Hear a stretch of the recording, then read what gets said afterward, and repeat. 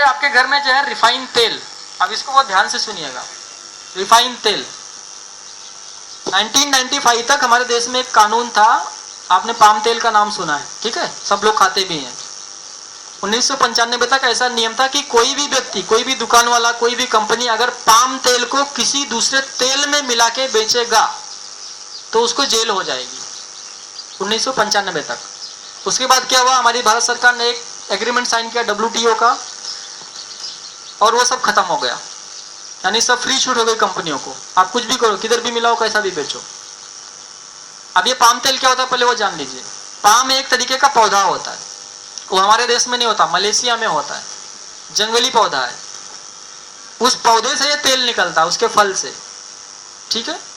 जिस देश में पैदा होता है, मलेशिया में, वहां के लोग इसको नहीं खाते। कहां पे इस्तेमाल करते हैं? मशीनरी में, मशीन में डालते हैं, वहां पे। वो तेल हमारे देश में आता है। आप जो कुछ भी तेल खा रहे हो, सनफ्लावर ब्रांड, कोई भी ब्रांड, राइस ब्रांड, कौन सा ब्रांड, सब के अंदर वो मिलाया हुआ है पक्का, ठीक है। और बहुत सारे लोग तो प्योर यही खा रहे हैं पाम तेल, जो जहर है। क्या जहर है? जितने भी तरीके के रिफाइंड तेल हैं प्लस पाम तेल, ये सारे हमारे शरीर में जहर का काम करते हैं। आज बहुत सारे लोगों को डायबिटीज है, हार्ट अटैक हो रहा है, brain haemorrhage, paralysis, high blood pressure, यानी कि कोलेस्ट्रॉल बढ़ा हुआ है। उसका एक बहुत बड़ा कारण है कि हमने शुद्ध तेल खाना छोड़ दिया और ये जहर खाने लगे, ठीक है। अभी थोड़ी सी जानकारी मैं आपको कोलेस्ट्रॉल के बारे में दे दूं, तो फिर आपको ये तेल का चक्कर समझ में आए। कोलेस्ट्रॉल बढ़ गया, इसका मतलब क्या होता है? मैं बहुत देर से बोल रहा हूँ कोलेस्ट्रॉल कोलेस्ट्रॉल, ये क्या है? कोलेस्ट्रॉल का संबंध हमारे ब्लड से है। आमतौर पे हमारे शरीर में जो खून होता है वो कैसा होता है? गाय के दूध के जैसा, इतना गाढ़ा। भैंस का दूध थोड़ा ज्यादा गाढ़ा होता है, गाय का थोड़ा कम, और पानी तो और पतला। तो देसी गाय का जो दूध होता है उतना गाढ़ा हमारे शरीर का ब्लड होता है, जो नॉर्मल स्वस्थ व्यक्ति में होना चाहिए। लेकिन अगर हमारे शरीर का कोलेस्ट्रॉल लेवल बढ़ गया तो आप सीधा समझिए कि आपका खून गाढ़ा हो गया, बिल्कुल समझिए लस्सी के जैसा गाढ़ा हो गया। कोलेस्ट्रॉल लेवल बढ़ गया, आदमी गाढ़ा हो गया। अभी पूरे शरीर को एनर्जी जो आती है वो ब्लड से आती है। जैसे हम सांस ले रहे हैं, और सांस लेना अगर 1 मिनट के लिए रोक दें तो क्या होगी? हमारी हालत खराब हो जाएगी। ऐसे अगर ब्लड सर्कुलेशन 1 मिनट के लिए बॉडी में रुक जाए तो हम जिंदा नहीं रहेंगे। तो होता क्या है, ब्लड सर्कुलेशन हमारे पूरे बॉडी में होते रहता है, पतली पतली नसों के द्वारा। जो हमारे हाथ में, पैर में पतली पतली नसें, पेन के रिफिल के जितनी, उनके अंदर से ब्लड पूरे शरीर में सर्कुलेट हो रहा है। अभी आपका कोलेस्ट्रॉल लेवल बढ़ गया, यानी खून गाढ़ा हो गया, तो क्या होगा? ब्लड सर्कुलेशन आपका ठीक से नहीं होगा, वो कहीं पे भी ब्लॉक हो सकता है, क्योंकि नसें तो पतली हैं, खून आपका गाढ़ा हो। जब तक पतला था तो सही से जा रहा था, वो गाढ़ा हो गया तो ब्लॉक हो जाएगा। तो उसी को बोलते हैं एलोपैथी में कि ब्लॉकेज हो गया। वो कहीं पे हो सकता है, हार्ट के पास हो गया, ब्रेन में बोलते ना थक्का जम गया, ब्रेन हेमरेज आ गया। क्यों हो गया? क्योंकि खून यहाँ पे कहीं जाके रास्ते में रुक गया, जम गया, पतली सी नसों में जम गया, गाढ़ा हो गया, आगे ब्लड पास नहीं हुआ। ब्लड पास नहीं हुआ तो ब्रेन आपका डेड हो गया, आप कोमा में चले गए, ब्रेन हेमरेज हो गया। हार्ट के अंदर ब्लड या तो आ नहीं रहा है तो बाहर नहीं जा रहा है, क्या हो गया? Heart attack. पैरालिसिस, ये हमारा कंधा है, मान लीजिए हार्ट से ब्लड निकल रहा है किसी नली के माध्यम से, कंधे से होते पूरे राइट साइड में जा रहा है, हाथ में, पैर में। अब ये कहीं कंधे के पास में ब्लॉकेज आ गया, क्या होगा? आपका पूरा एक साइड का पैरालिसिस हो जाएगा, अंग पूरा एक साइड का काम नहीं करेगा, क्योंकि ब्लड सर्कुलेशन नहीं हो रहा है, कहीं पे वो ब्लॉक हो गया, क्योंकि आपका कोलेस्ट्रॉल लेवल बढ़ गया है। तो heart attack, brain haemorrhage, paralysis.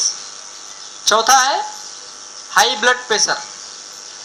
जब भी आपके बॉडी में कहीं पे भी ब्लॉकेज आ गया, ब्लड कहीं पे भी रुक गया, तो क्या होगा? हार्ट जो है एक्स्ट्रा प्रेशर डालता है उसको पास करने के लिए। जैसे कोई चीज कहीं नाली में फंसी हुई, आप उसको धक्का मारिए किसी चीज से तो वो निकल जाती है, तो वही काम हार्ट करता है, और तेजी से पंप करेगा लंग्स, और वो उसको प्रेशर मारेगा कि जहां पे भी वो फंसा हुआ निकल जाए। लेकिन होता क्या है कि फंसा तो कहीं एक तरफ है, लेकिन वो प्रेशर चारों तरफ डिस्ट्रीब्यूट होता है, ठीक है, हाथ में, ब्रेन में, इधर भी, सब तरफ। तो जहां पे फंसा हुआ वो निकला नहीं निकला अलग की बात है, बाकी जहां पे थोड़ा खून जा रहा था वो तेजी से जाने लगा, क्योंकि प्रेशर आ गया और आपका ब्लड प्रेशर हाई हो गया।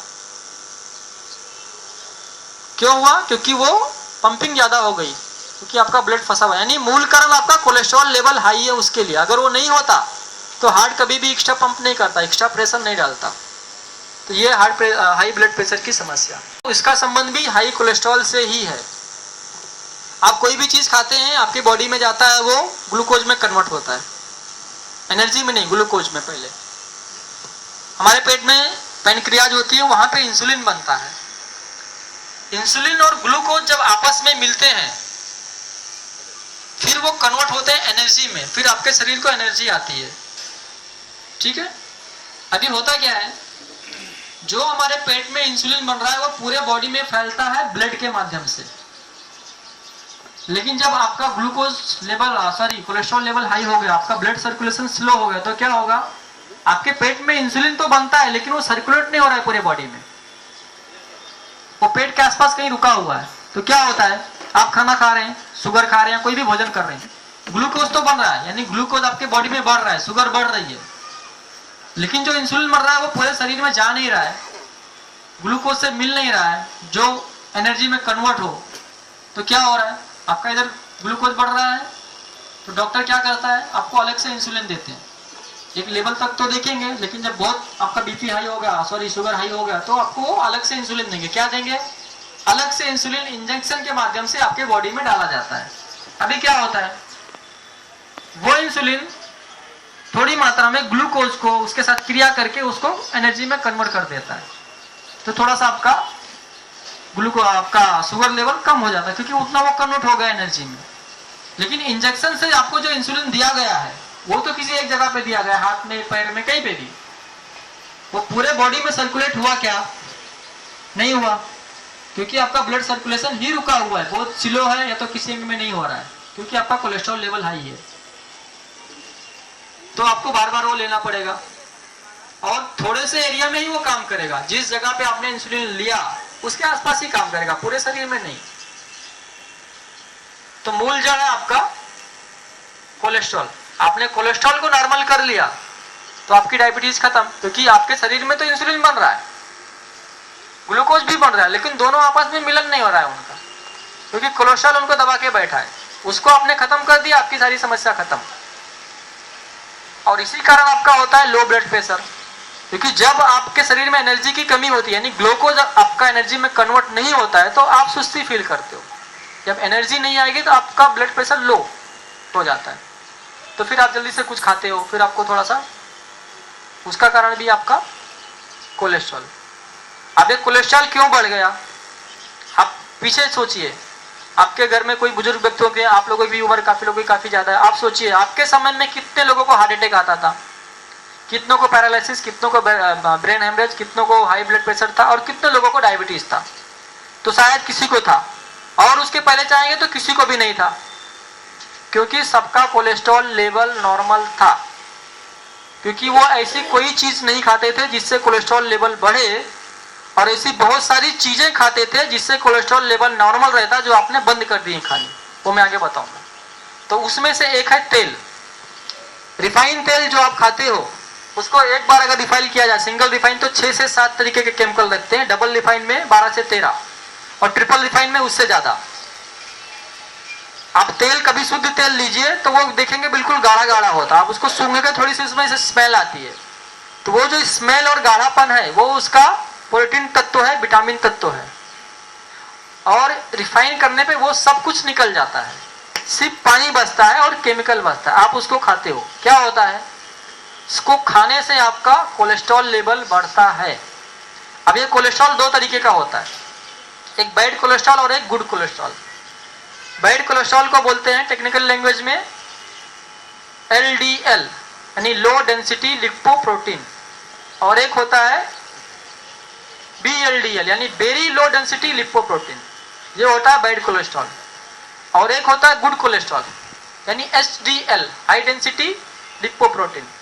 तो हमारे शरीर को चाहिए HDL, जो हमें मिलता है शुद्ध तेल खाने से। हम कौन सा खा रहे हैं, LDL वाला और VLDL वाला, यानी रिफाइंड तेल। तो जो तेल पहले हमारे कोलेस्ट्रॉल लेवल को नॉर्मल लगता था, अभी वो उल्टा काम कर रहा है, बढ़ा रहा है उसको। तो क्या करना है आपको, तेल को बदल देना है। कौन सा खाना है? शुद्ध तेल, सरसों का या फिर सींग का तेल। देखिए हमारे लिए, इंसान के लिए खाने के लिए 3-4 तरीके के तेल ही अच्छे हैं। एक तो तिल का तेल, मूंगफली का तेल, फिर सरसों का तेल, ठीक है, और फिर नारियल का तेल, बस। बाकी जितने तेल आप मार्केट में आपको मिलते हैं, सनफ्लावर यानी सूरजमुखी का तेल, सोयाबीन का तेल, अभी वो कॉटन ऑयल आ गया, ठीक है, ये जहर है। क्यों जहर है? पहली बात तो ये जो कॉटन ऑयल आता है कपास से जो बनता है, आपने एक नाम सुना होगा बीटी कॉटन। बीटी कॉटन एक तरीके का बीज है, प्रजाति है, जिसको कंपनियों ने अभी उसको रिसर्च करके बनाया। उसके अंदर जहर डाला हुआ है ताकि वो जो कॉटन पैदा होगा उस पर कीड़े नहीं लगेंगे, ठीक है, उसको जहरीला बनाया हुआ है। उस कॉटन के पत्ते को अगर कोई भी जानवर खा ले खेत में जाके तो वो मर जाएगा, खेत से बाहर नहीं आ सकता, इतना जहरीला है। तो उसके बीज से तेल निकल रहा है, आप उसको खा रहे हो तो क्या होगा? जहर का ही काम करेगा। एक चीज सोयाबीन ऑयल और आपका सनफ्लावर ऑयल, ये हमारे बॉडी के लिए नहीं है, क्योंकि इस तेल को डाइजेस्ट होने के लिए जो टेम्परेचर चाहिए वो हमारे शरीर में नहीं है। हमारे बॉडी का टेम्परेचर है मैक्सिमम 37 डिग्री।